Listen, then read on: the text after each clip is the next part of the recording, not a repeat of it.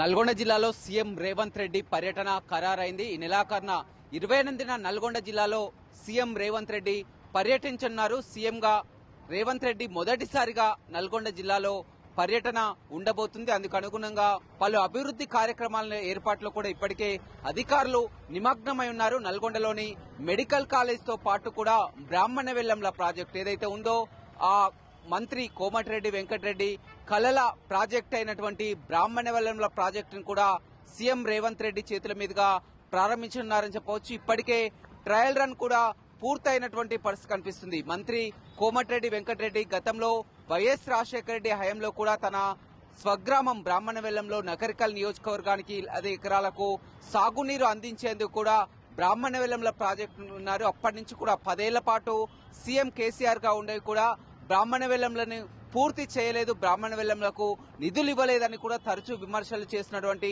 మంత్రి కోమటిరెడ్డి వెంకటరెడ్డి ఇప్పుడు మంత్రిగా కాంగ్రెస్ ప్రభుత్వం అధికారంలోకి వచ్చిన తర్వాత కూడా బ్రాహ్మణ వెల్లంల ప్రాజెక్టును పూర్తి చేసుకొని కూడా సీఎం రేవంత్ రెడ్డి చేతుల మీదుగా ప్రారంభించడం జరిగింది. జిల్లాకు రానున్నటువంటి నేపథ్యంలో ఆ నల్గొండ పట్టణంలో ఉన్నటువంటి డ్రైనేజ్ పనులు కానీ రోడ్లు కానీ పలు అభివృద్ధి కార్యక్రమాలన్నీ కూడా ప్రారంభించేందుకు కూడా సంసిద్ధమవుతున్నటువంటి పరిస్థితి అయితే నల్గొండ పట్టణంలో కనపడుతుంది.